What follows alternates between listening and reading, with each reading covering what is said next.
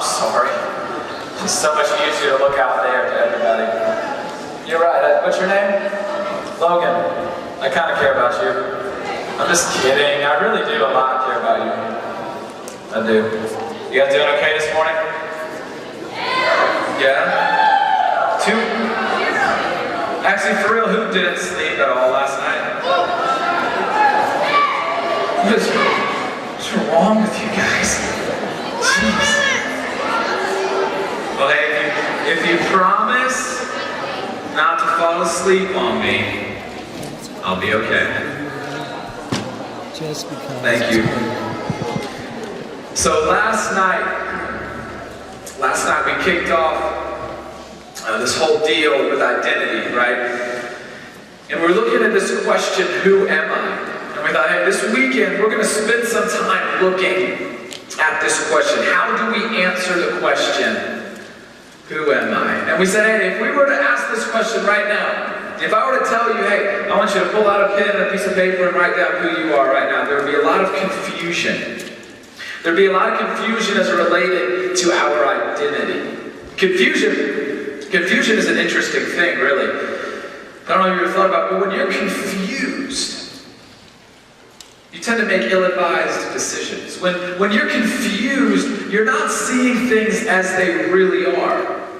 When you're confused, what you see as reality is actually a false reality. Because when you're confused, you don't have the whole picture. When you're confused, you don't know the whole story. When you're confused, you're missing out on some important details. And when you're confused, you're a lot more prone to be deceived. And so to kind of kick off our morning, I wanted to show you guys just a short little video that I think is hysterical. It's really funny. Feel the freedom to laugh at it. But it essentially just shows what could happen when you become extremely, extremely confused. So take a look at the screens, and it's going to be up on this screen right here. Have a look, have a watch, if you will. I believe that good sportsmanship and honesty are more important than just about anything when it comes to sports. So I took it upon myself to share that lesson with the next generation of professional athletes, kids, by hooking them up to a fake lie detector and driving them crazy. And here's how that went.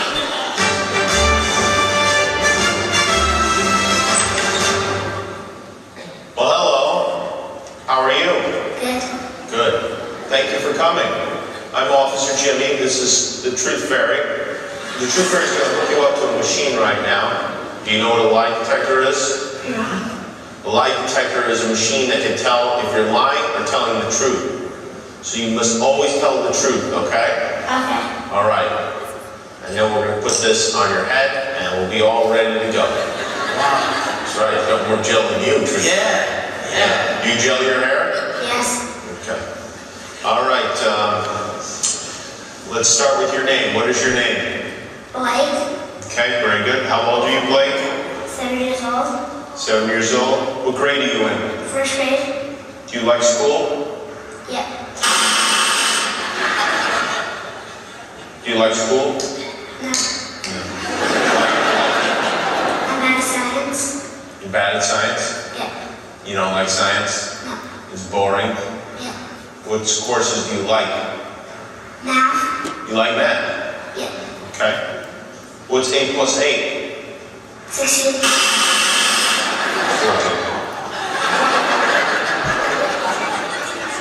Have you ever cleaned this room?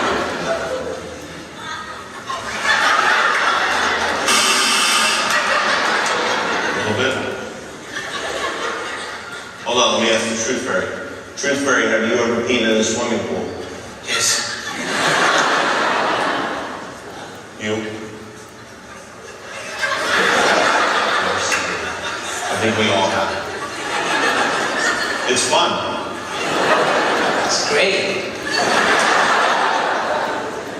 Sometimes I stand up on the side and pee into the swimming pool. It's a lot of fun. What do you like better, your mother or a puppy? Mama. Your mother? Why? Yeah, she takes care of me. And puppies don't. No. Puppies only care about themselves. Yeah. Puppies are very selfish. Yeah. Do you hate puppies? No. Do you hate puppies? Yeah. Do you feel like I could get you to say anything with this machine? No.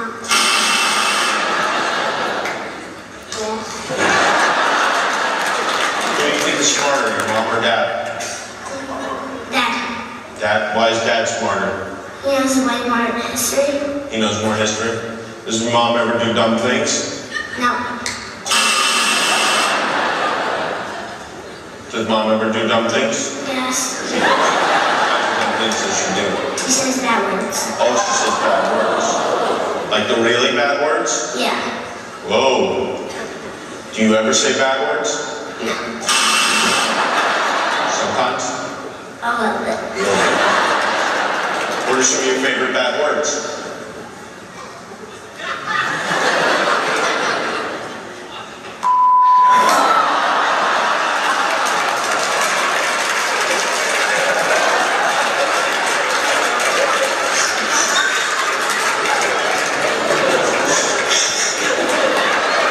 That's one of my favorites.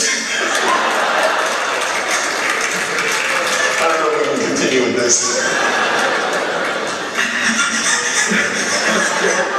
Thank you, Mike.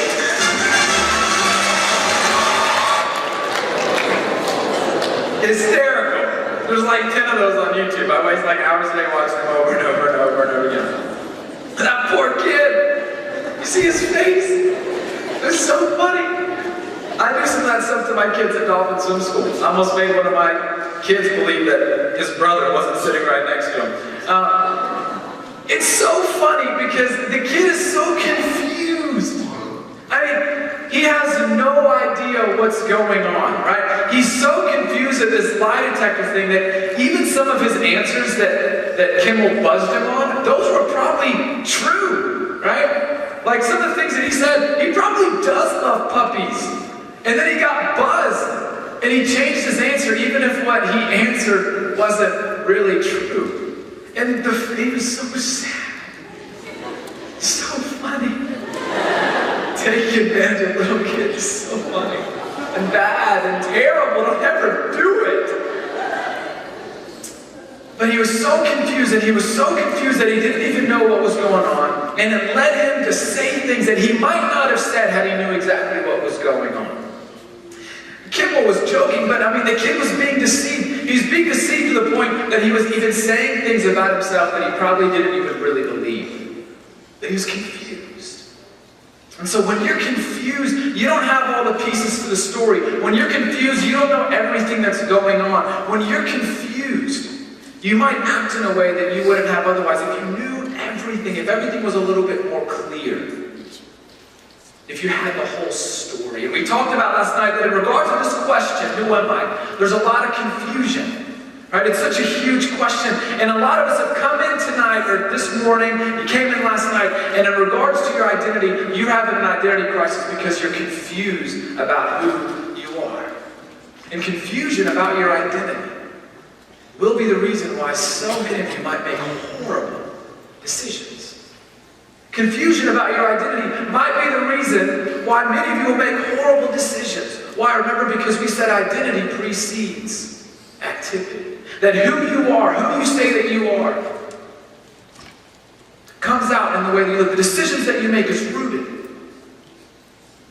in how you answer this question. And so because we're confused, because so often we're confused, and you might not even know you're confused, right? But you might be confused about whatever it is that you feel like defines you, whatever it is that you feel like gives you worth, whatever it is that would identify you, that we run. And we run to whatever we can find to give us that sense of worth. We run to whatever we can find to give us that validation. We run to whatever we can find to give us a sense of identity. Confusion causes you to run. Confusion about your identity causes you to run. And you run to anything that you can find to give you just a little bit of life. And here's a principle as it relates to running. When you run to something, by definition, you run from something else.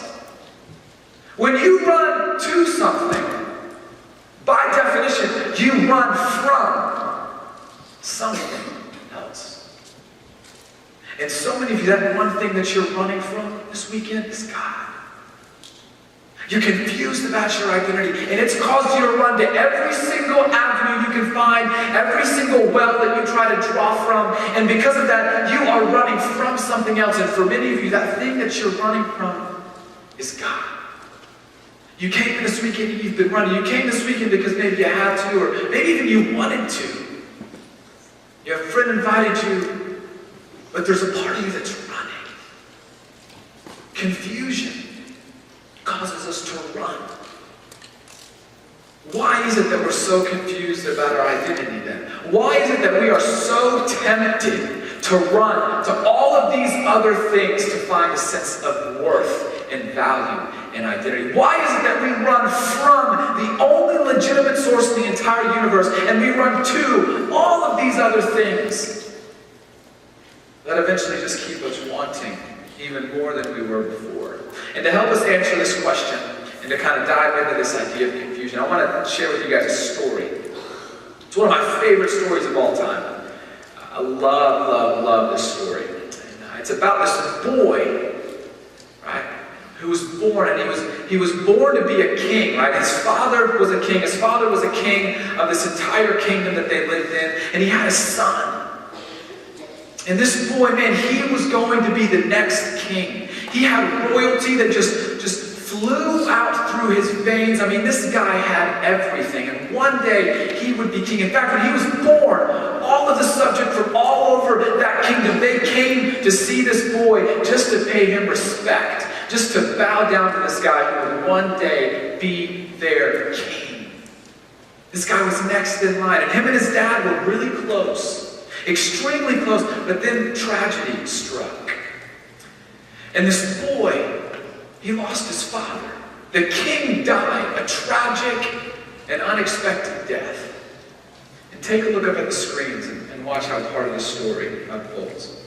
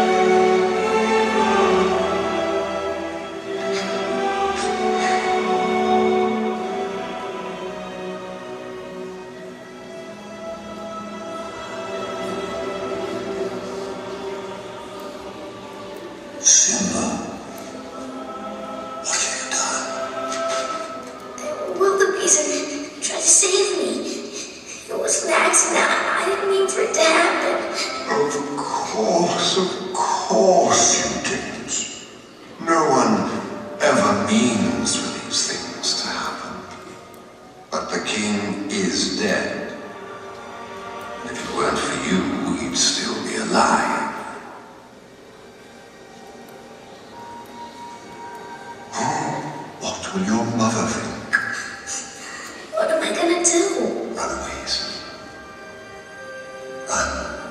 run away and never return.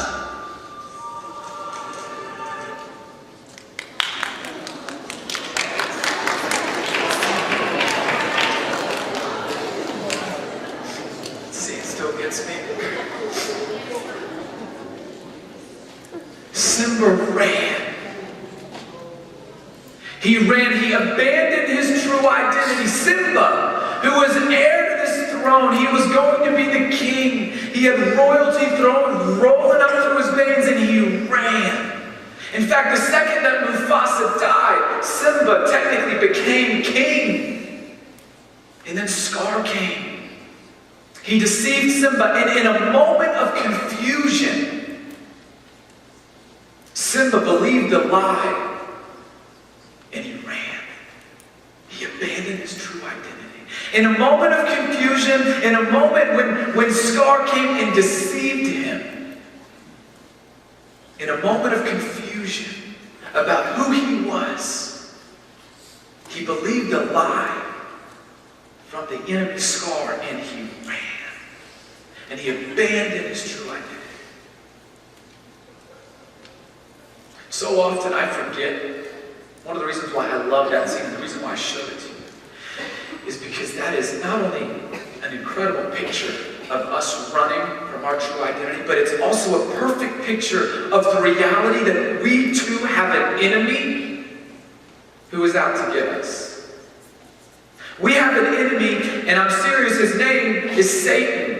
We don't really talk about Satan much. I honestly sometimes kind of forget there is somebody out there to get me. But Satan, our enemy, is real, and he is active, and he is out to get me and to get you.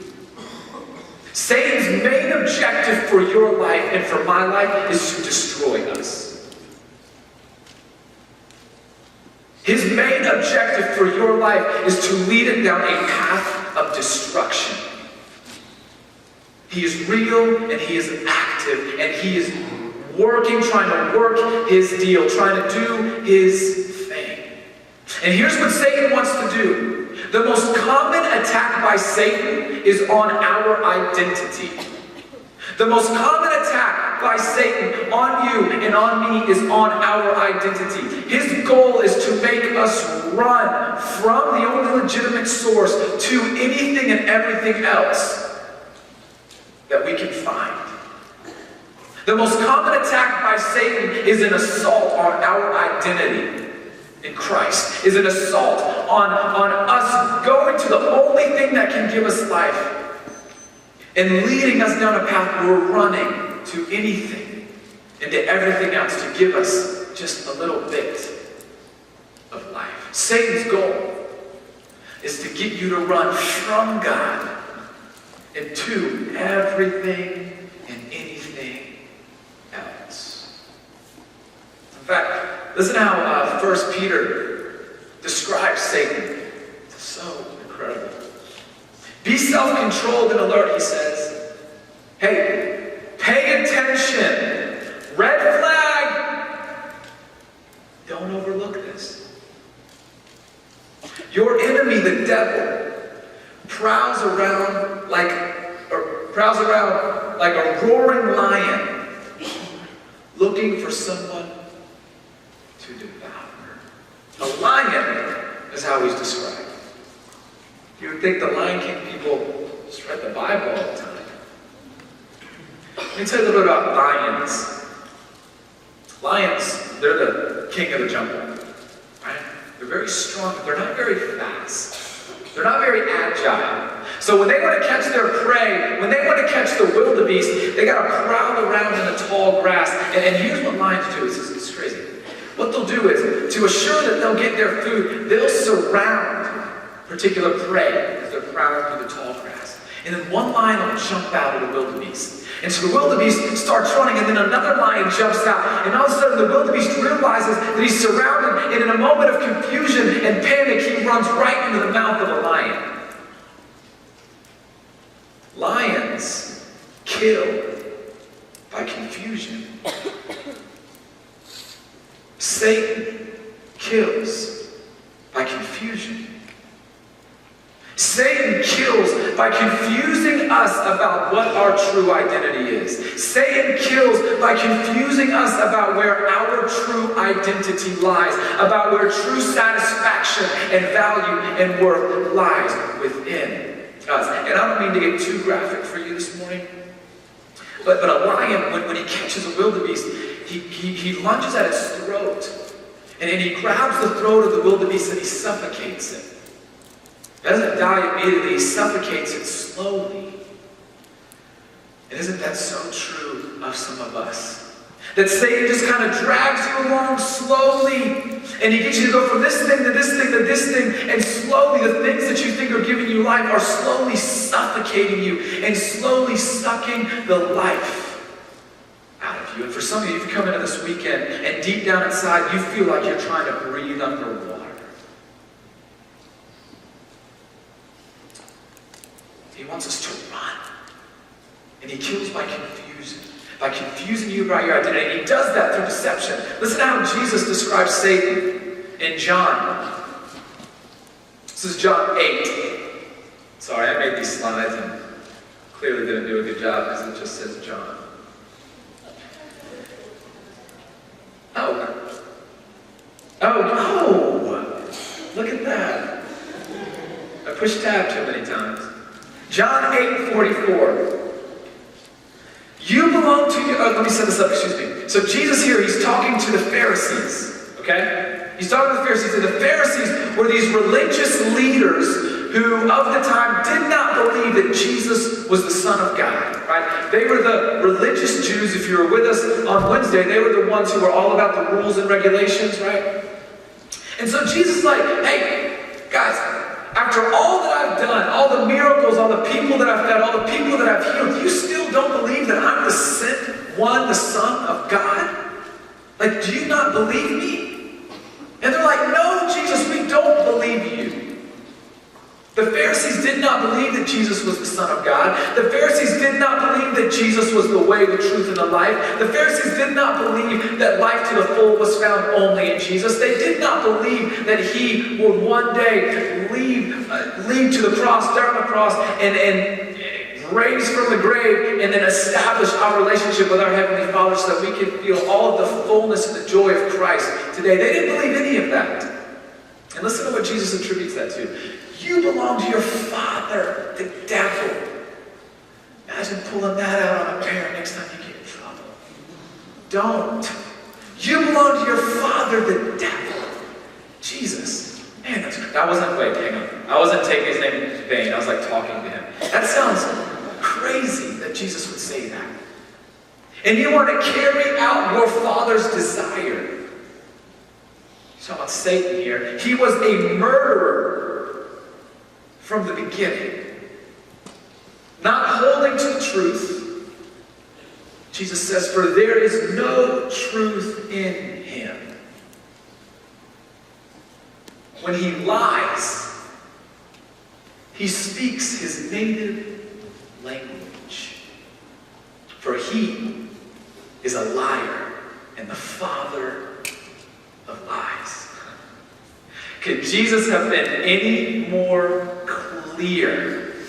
The Pharisees here, they could not see truth. They were under the influence of Satan's deceptive practices so much and so rooted in falsehood that they could not see the truth or believe the truth that was standing right there in front of them in the person of Jesus Christ. They were so influenced by deception and had been led so far along by Satan that Jesus went as far as to say, hey, your father the devil, that's the one that is influencing you to the point to where you can't even recognize truth. You can't even recognize truth if it sat there and talked to you. Because that's what's happening right now. See, Satan has been given a level of influence in this world. He's been given a small level, of authority in this world. Now, Satan is still under the full authority and power of God. Everything Satan can do is because God allows him to do on this side of heaven. But Satan's power is very limited. Satan can't make you do anything. He can't snap his fingers like God can and do whatever he wants to do. Satan's power is limited. He's got one tool in his toolbox. He's got one tool in his arsenal, but he's really good at using it. And it's deception. Satan is so good at deceiving people. Jesus says, hey, yes, he was a murderer, but he's not holding the truth. There is no truth in him. Literally none.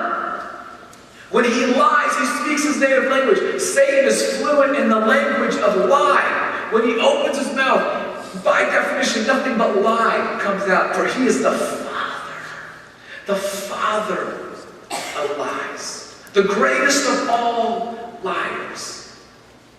Satan deceives. He's so good at deception. And this is how good at deception is. Although there is no truth in Satan, he starts with a truth. So this is what he does. He takes a truth, he twists it. Satan takes a truth and he twists it just enough to make it not true but believable. He takes something good and he twists it so that it's not all that good anymore, but it still looks good enough.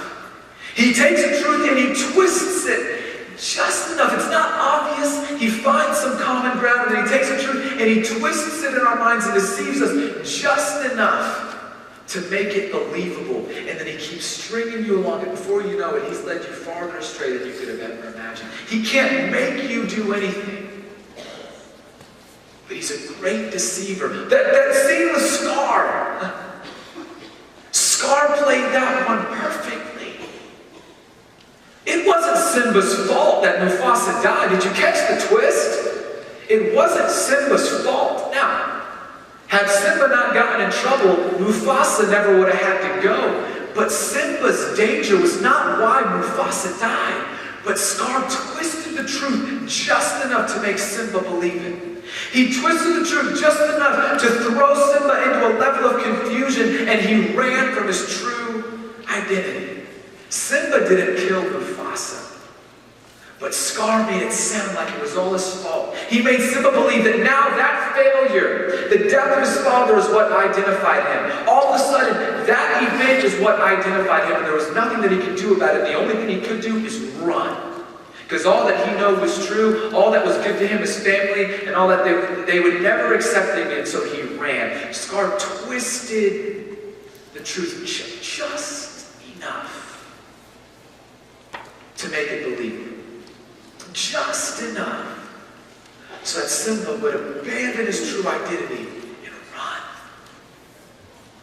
The same is true for you and me. Satan will take a truth, he'll take something good and he'll twist it to kind of string us along. Because that God-given desire that you have to want to be loved and to belong and to want to be accepted and to want to find your identity and to want to find that one thing that's going to satisfy you more than anything you've ever been able to find for. That desire inside of you is God-given. You were created to have a need for God. We said last night that the soul's deepest thirst is for God himself, and he created us so that we would never be satisfied without him. We were created that way to be fully fulfilled by our Father in heaven. Satan takes that desire and he twists it. He deceives us and makes us believe that that desire can be fulfilled in tons of other ways. And so in that confusion, we run to all of those things.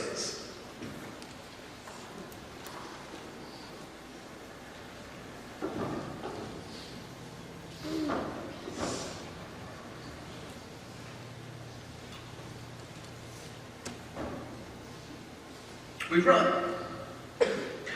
We run to anything that we can find. We run to anything that can give us a sense of identity. We look at our identity, we look at our life, and we see it as if it's empty. We see it as if it's not full of anything. And so we're running. We're running around trying to fill this thing up. We're running around trying to figure out what's going to make us whole. We said last night that the for your identity is a spiritual endeavor. Satan knows that, which is why in his deceptions what he does. Satan tempts us to pursue human-sized things to fill a God-sized hole in our hearts. Satan tempts us to pursue human-sized things to fill a God-sized hole in our hearts, to satisfy a need and desire that only God can fill. He tempts us to pursue human-sized things to fill a God-sized hole in our hearts. And so we run. And we go. We run to all these different things. Maybe you run and you find identity and security in your accomplishments. Legacy award to whoever Catherine David is. Oakwood Middle School, at a girl. Your achievements, what you've accomplished, what you're good at. And so we find a lot of security in that stuff. And you keep running back to that, and you keep running back to that. Maybe it's an Oakwood shirt. This represents ministry. How many of you guys serve, like with the younger children or do any of that? Yeah, that's a great thing. Guess what? You can begin to find your worth and identity in your service. You can begin to find your worth and identity in how good of a job you do for those little kids. And so we run to that as well. We kind of put that in our eye. Ladies, what you look like. You begin to find your worth and your identity. I don't even, it looks like a Sharpie, but you begin to find your worth and identity in all of these things and in your beauty and how you look and how you present yourself to other people. You begin to look in the mirror, and depending on how good you look or how good you feel or how good you think you look, that's the value that you ascribe yourself. So you do everything that you can to make sure that you look a certain way. You do everything that you can to make sure. It's tall for me. Should have got like a stepping stool. I wanted that mirror to stand up, but it's not going to. Some more stuff in here. Fellas, even ladies too. Working out. Can I be honest? I started working out this semester. I feel like an idiot when I get into the gym. Like I feel like I'm insecure about it. For real. Like I get in there and I'm like, these guys are like, and I'm like, what? Take a break. You know, like but man, we begin to find our worth and our value in how we look as it looks physically. So we start working out, and so we become obsessive about this. I have had friends who are obsessive about getting into the gym. And it started out as a pretty good thing, as, oh, I just want to get in shape, and then they became obsessed with what they looked like. They began to find value in how they looked after they worked out. So we fill up our eye a little bit more.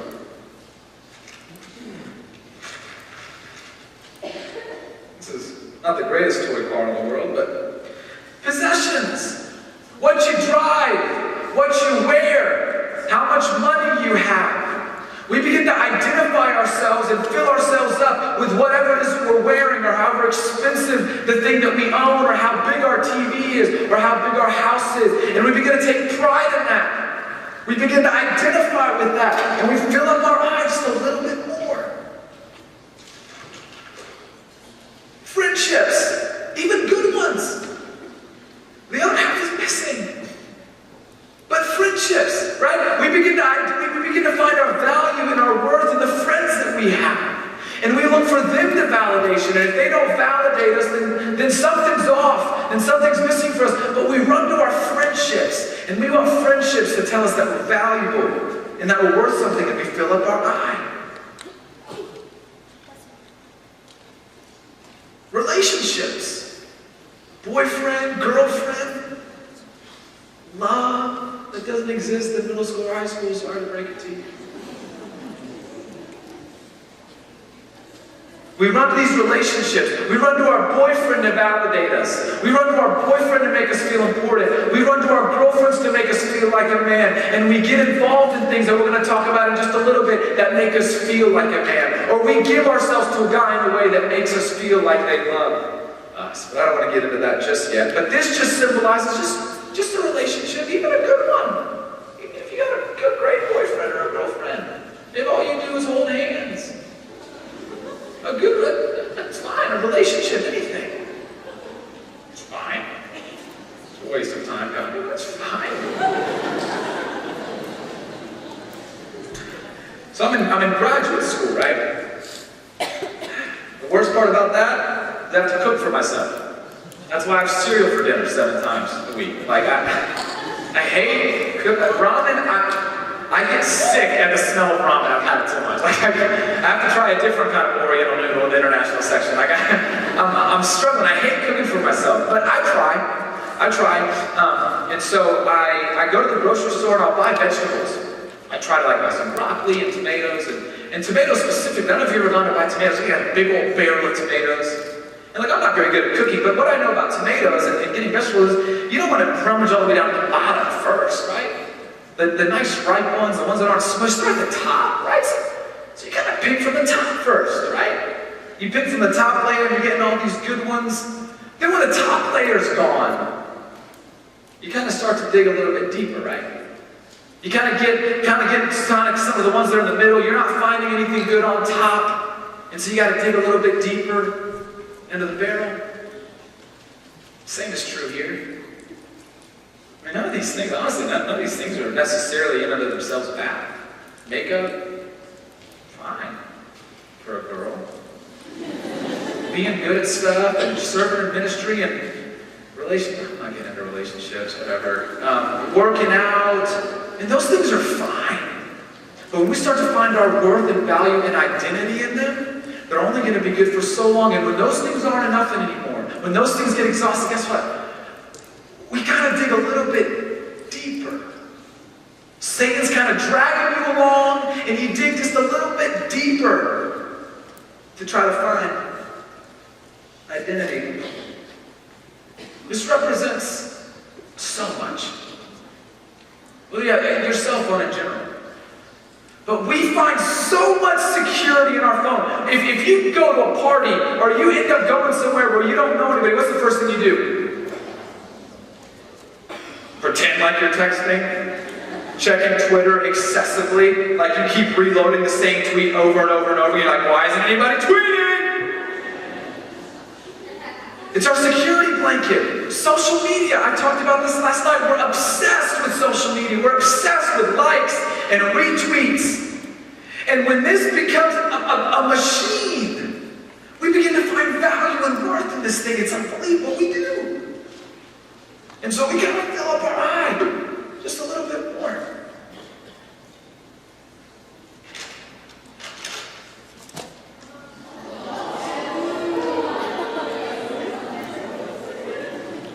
Listen, I'm for real. Some of you guys are laughing, but there might be some people in here that are hurting at the minute. Because you've exhausted all this stuff. You've exhausted so many things. And so in your confusion, you run to food to try to make yourself just feel. I'm serious, though.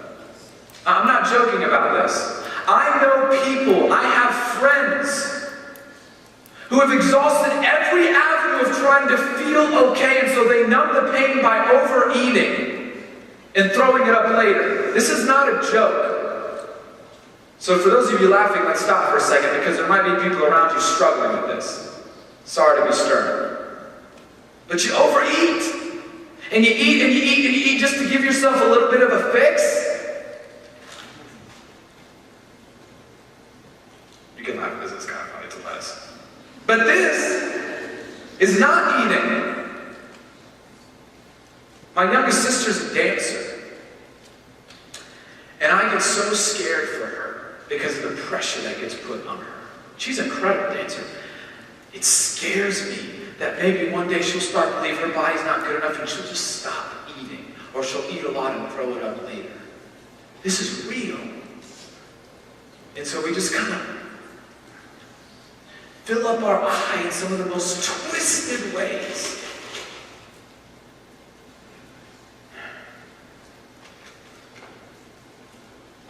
To feel better about ourselves, gossip, putting other people down, projecting onto other people what you really feel about yourself. Insecurity leads you to gossip and act like you're better than everybody else.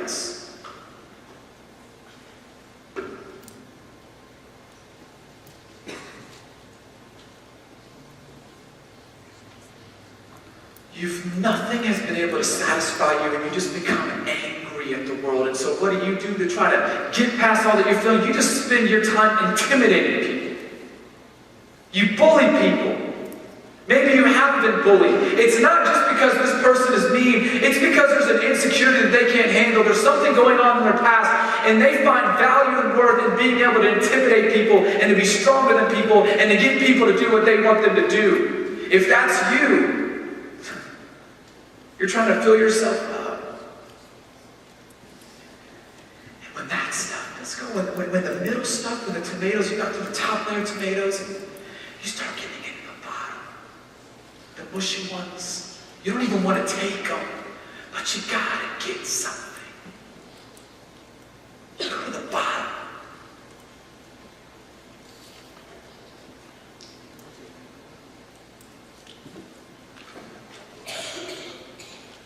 This represents what you might use it for. An iPad or a computer. You start going to those websites late at night when nobody is awake to try to fill this void or this desire that you have inside of you.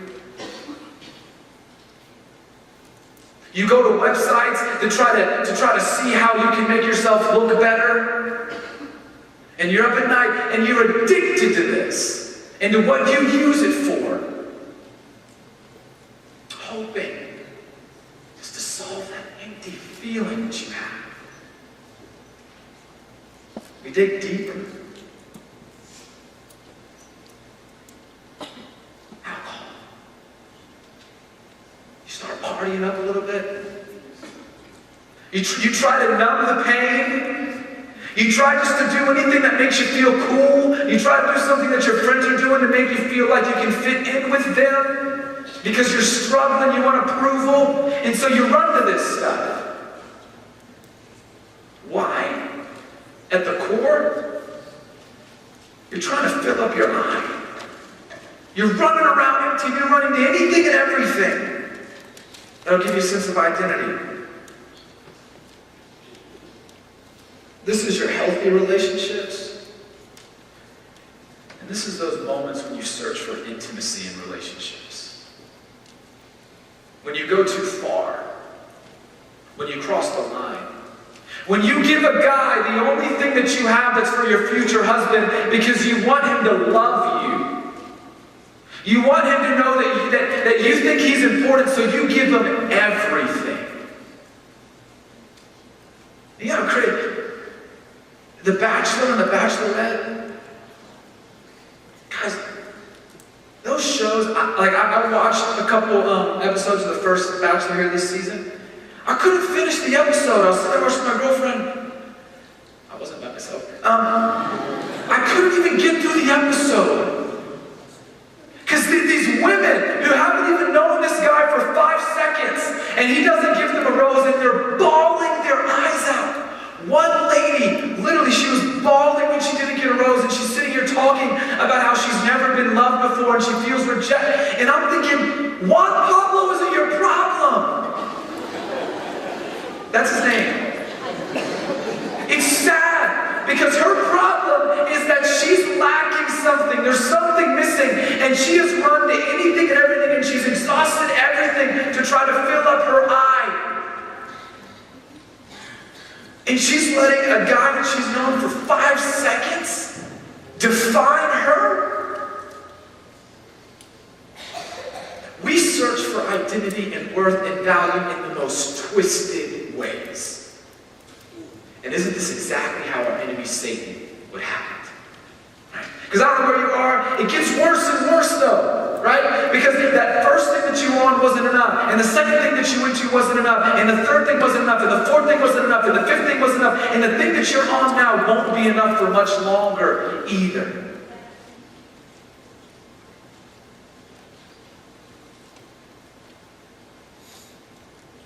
How you answer the question, who am I, will determine the quality and the direction of your life, and this is why. Because in the core of who you are, in the core of what you think defines you, in the core of what you think will define you and give you worth and identity, will impact the decisions that you make and the way that you choose to live, and what you choose to run to and what you choose to run from. Some of you guys see some of this stuff and you're kind of looking in the rearview mirror and you're thinking, what was I thinking? Why did I think that was a good idea? Because there was a distortion of truth. You were confused. Satan twisted things. He deceived you. And some of you guys are like, man, I don't need a rearview mirror. Give me a mirror because I'm in the middle of this stuff right now. There's an enemy whose goal is to tempt you to pursue these human-sized things to fill a God-sized hole in your heart. The stuff that doesn't even fill it out. It doesn't even fit right. And Satan knows it. And so he wants you to run. Confusion causes you to run to anything and everything to try to fill up your eye. What do you run into? What is that thing that's just so twisted? How do you find identity in a beer bottle? Why that makes sense in the moment, I don't know, but in the moment it does, because there's a twist. There's confusion, and confusion causes us to run. So what do you run into? What are you running from? Knowing that there's an enemy out there to get you. I pray that we would begin to pray that falsehood would be far from us. That we would begin to see as God sees. That we begin to see ourselves as God sees us. That we would not abandon our true identity and run from the only legitimate source of the universe, but embrace our true identity. What do you run into? If you filled up this eye today, what would you put in it? Before I pray, I just want you guys to know something. And I'm praying about it. There is a God that loves you so much.